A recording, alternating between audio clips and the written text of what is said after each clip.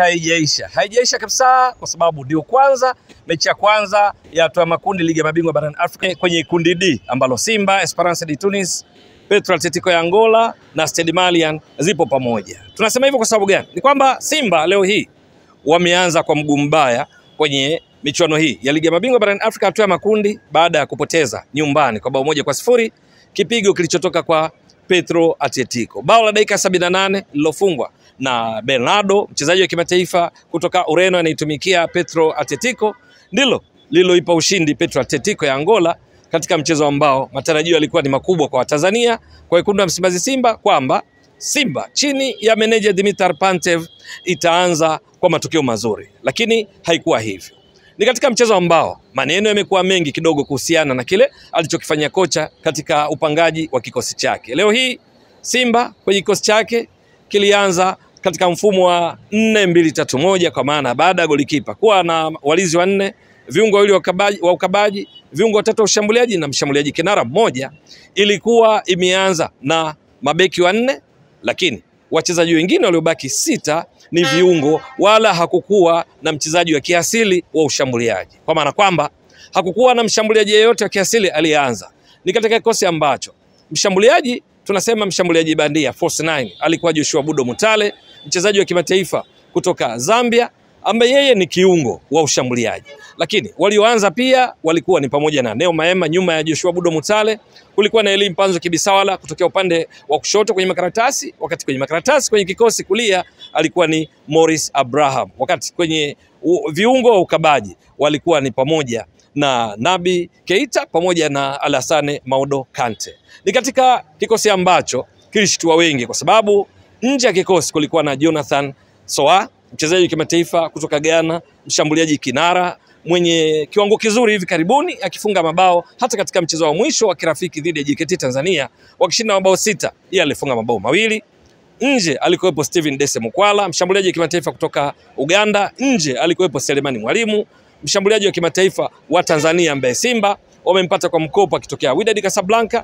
Wote walianzia nje, lakini pamoja na kikosi hicho ambacho kilishtua baadhi ya mashabiki, lakini mwalimu au tuseme benchi la ufundi la Simba chini ya meneja Dimitar Pantev lilikuwa linajua nini inachofanya. Ni kwa sababu pamoja na kwamba kukuwa na mshambuliaji wa kiasili, pamoja na kwamba maneno yamekuwa mengi juu ya kikosi hicho, ni Simba ambayo ilitengeneza nafasi kadhaa, hao wakiwemo, lakini tunaweza kusema labda haikuwa siku nzuri ofisini. Ni kwa sababu gani? Simba ilipoteza nafasi za wazi za kufunga 3 katika mechi ambayo mpaka mechi inakamilika Simba walimiliki zaidi mpira kwa 57% dhidi ya 43% za wageni Petro Atletico. Simba ilipiga pasi nyingi zaidi, pasi 429 dhidi ya pasi 319 tu za Petro Atletico, lakini ni Simba ambayo hata hivyo pamoja na kupiga mashuti 11 kwenye mchezo huu, katika mchezo ambao walimiliki zaidi mpira, ni shuti moja tu lilenga shabaha, lakini kuna shuti lingine liligonga nguzo alopiga Morris Abraham akiwa yeye na goli ndani ya umbali kama yadi 6 tu, kuonyesha kwamba haikuwa siku nzuri ofisini. Miongoni mwa nafasi walizopoteza za wazi ilikuwa ni Elie Mpanzu Kibisawala katika tukio mojawapo, pasi nzuri through ball kutoka kwa Morris Abraham, akampiga chenga golikipa, lakini bado akapiga mpira nje.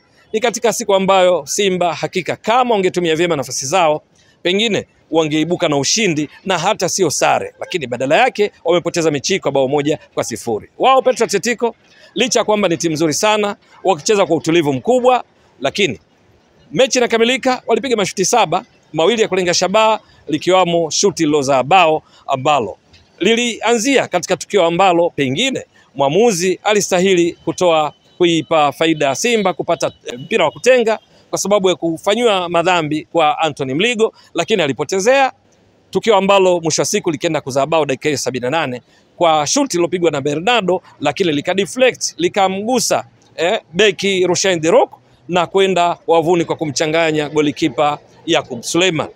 Paka mechi inakamilika, Simba licha ya kupiga pasi nyingi zaidi, licha ya Simba kumiliki mpira zaidi, licha ya Simba kufika mara nyingi zaidi, licha ya Simba kupata nafasi za wazi za kufunga 3, bado ilipoteza kwa bao 1-0.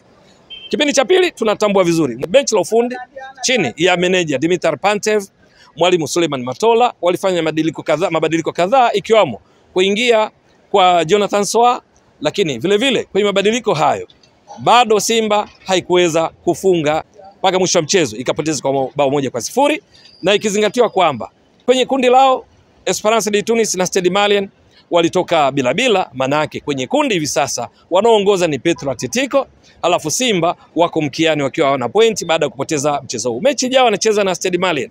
Kwa mashabiki wa Simba ni vizuri wakatambua wao ni wazoefu wa michuano hii ya CAF, na ndio maana hivi karibuni wamekuwa kijitambulisha kama ni wazee wa hizi kazi, kwamba michuano hii ndio kwanza imeanza kwao kwenye kundi lao la D, kwamba kuna mechi nyingine 5 mkononi ambazo wakirekebisha kile kilichojitokeza, wakatumia vizuri nafasi wanazotengeneza, basi huenda wakatoboa kama ilivyo kaida yao kwa kwenda hatua robo finali na pengine kutimiza lengo lao kufika katika hatua ya nusu finali ligi ya mabingwa barani Afrika, kwa sababu tangu msimu wa 2018-19 Simba kwenye michuano hii huishia hatua ya robo finali. Kuna mfano wa namna ambavyo Simba ilianza kwa misukosuko, kwa kusuasua. Ni msimu wa 2022-23 Simba katika kundi lake ikiwa na Horoya, ikiwa na Vipers ya Uganda, Horoya ya Guinea, ikiwa na Raja Casablanca ya Morocco. Mechi ya kwanza wakicheza ugenini kule Guinea dhidi ya Horoya, Simba walipoteza kwa bao 1-0. Mechi ya pili walicheza na Raja Casablanca kwa Mkapa jijini Dar es Salaam, Simba walipoteza kwa mabao 3-0, lakini mwisho wa siku walisonga mbele katika hatua ya robo finali, na ambapo walikwenda kucheza dhidi ya Wydad Casablanca na kutolewa kwa matuta baada ya ushindi wa bao 1-0 kwa Mkapa jijini Dar es Salaam, na wao wakapoteza bao 1-0 kwenye uwanja Mohamed wa 5 kule nchini Morocco. Mikwaju ya penalty ndio ikawatoa. Ni kwa vipi walifika robo finali? Ni kwa sababu kwenye mechi ya 3 walicheza dhidi ya Vipers ya Uganda, wakaifunga kule kwao nchini Uganda bao 1-0. Kwa Mkapa wakashinda bao 1-0 tena dhidi ya Vipers. Mechi dhidi ya Horoya ambayo walipoteza kule ugenini Guinea kwa bao 1-0, kwa hasira wakapata ushindi mnono wa mabao 7-0, na hivyo mwisho wa siku Simba ikasonga mbele kwa hatua ya robo finali. Hii inatukumbusha nini? Kwamba sio muda wa kumaliza maneno, kwamba kipigo cha leo, mechi ya kwanza kwenye hatua ya makundi, ingawa ni ya nyumbani, bado Simba inayo nafasi ya kufanya vizuri zaidi, na ushahidi ni juu ya hilo lilotokea msimu wa 2022-2023. Lakini kwa benchi la ufundi, bila shaka, licha ya kwamba timu yao ilicheza vizuri na kutopata ushindi, kuna kasoro kadhaa ambazo Dimitar Pantev, meneja, benchi lake la ufundi na wachezaji wake watapaswa kufanyia kazi.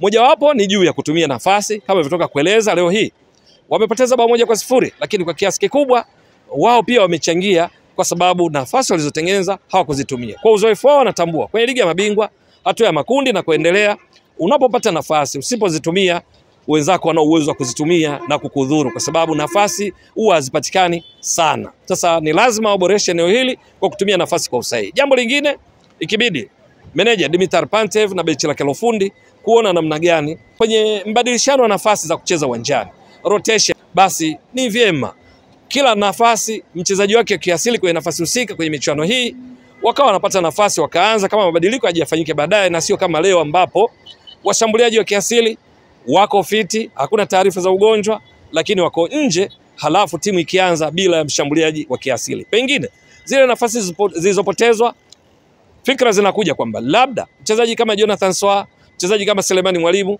mchezaji kama Steven Dese Mukwala wangezipata wakati zikitengenezwa, labda wangezitumia vizuri. Hii nayo inaweza ikawa ni changamoto kwa benchi la ufundi kuona namna gani kwenye maamuzi yao wasijiriski kwa kufanya kile ambacho hawajazoeleka kukifanya katika mechi muhimu za hatua ya makundi ligi ya mabingwa barani Afrika. Hilo wanaweza kaliangalia vizuri, japo wao ndo wana sababu hasa, wanajua ni kwa nini walianza vile, kwa sababu mpira wa miguu sio kwa ukariri fulani kwa fulani, kwa sababu nafasi zilizopotezwa hazikuhitaji hata Jonathan Soa au mchezaji yeyote ambaye yuko fiti ndani ya Simba kwa nafasi kama ile ya Morris Abraham na goli bila hata kuwapo kizuizi chochote mbele yake.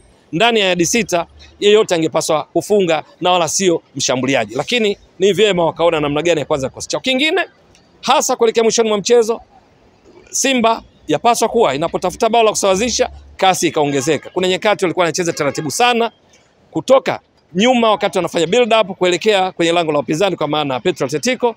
Ni vyema wakaongeza kasi, na hasa pale wanapokuwa nyuma bao 1-0 wangeweza kuongeza kasi zaidi ili kutengeneza fursa ya kufunga, kwa sababu ukienda kwa kasi maana yake wapinzani wanakosa fursa ya kurejea katika umbile lao la kiulinzi. Na Simba imebarikiwa kuwa na wachezaji wenye kasi kutoka katikati ya mstari wa uwanja. Neo Maema ana kasi, Morris Abraham ana kasi, Ladak Chasambi leo hii alikuja kuingia kipindi cha pili ana kasi, Joshua Budo Mutale ana kasi, Kibu Dennis Prosper ana kasi, Jonathan Soa ana kasi, Steven Dese Mukwala ana kasi, Selemani Mwalimu ana kasi, mabeki wa pembeni akiwemo Shomari Kapombe wana kasi. Ni vizuri wakaona namna gani ya kunufaika na kasi za wachezaji wake pale panapostahili. Labda kingine kukumbusha tu waone wazoefu kwamba kwenye michuano hii wakati mwingine ni bora kupata pointi moja kuliko kupoteza. Kwa sababu hiyo mechi 5 zilizobaki lazima ongeze msuli, nafasi bado ipo, hii haijaisha. Simba wazee wa hizi kazi bado wanayo nafasi ya kusonga mbele. Hakuna sababu ya kutumia maneno mengi ya kuwavuruga benchi la ufundi, kunyoshia vidole, kwa sababu tunaweza kusema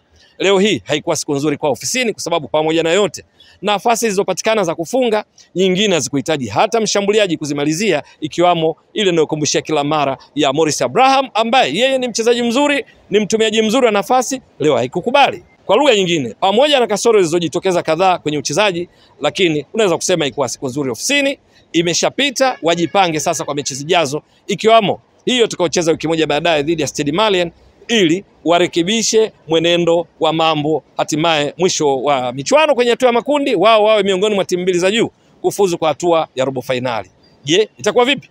Ni swala la kusubiri. Endelea kuunga mkono channel hii kwa kuhakikisha kama una subscribe, una share, una like na kucomment. Mwasilishaji wako ni mimi Ramadhani Mbwaduke almaarufu kama Mzee wa Data. Shukran jazila. Bye bye.